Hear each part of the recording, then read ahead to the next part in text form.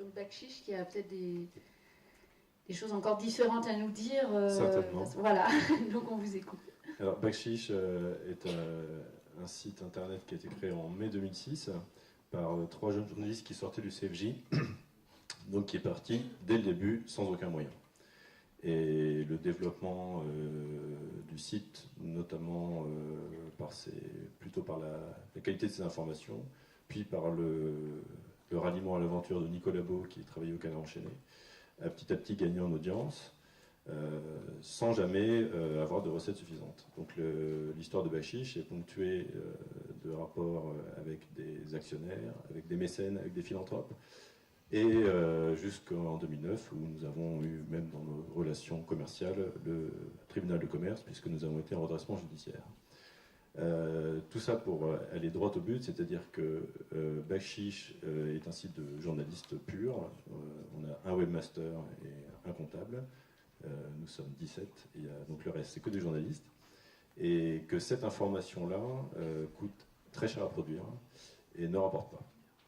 Donc, qui a été mise en place, si on ne peut pas être stratégique, puisqu'on a appris un peu en marchant, c'est d'établir un rapport particulier avec notre lectorat, de ne pas uniquement s'adresser à des internautes, mais de s'adresser à des lecteurs et à des abonnés. Donc Bakchiche a développé petit à petit des zones payantes en courant 2007, ce qu'on a appelé les confidentiels, les off, qui sont payants, a développé dans un premier temps un PDF, qui était une sorte de best-of maquetté du site, qui était également payant sur abonnement.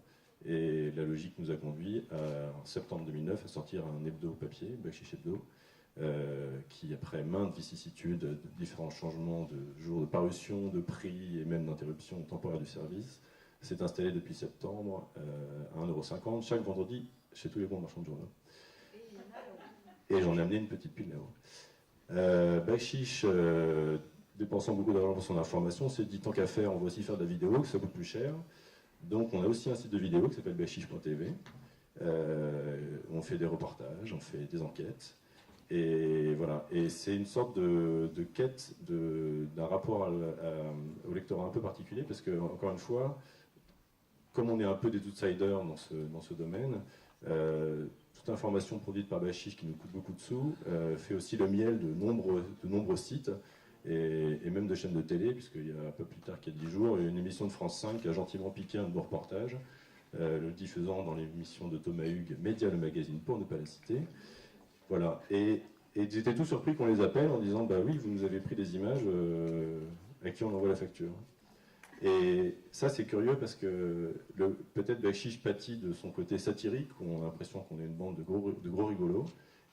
En réalité, cette information-là vous coûte vraiment cher à produire. Et voilà, donc on n'a pas trouvé le modèle, on le cherche. La stratégie, elle est plutôt sur le moyen terme d'établir effectivement une marque comme d'autres.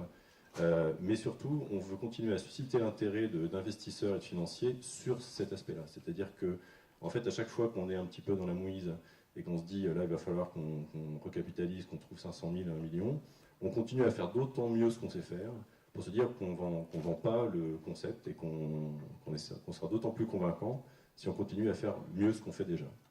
Voilà.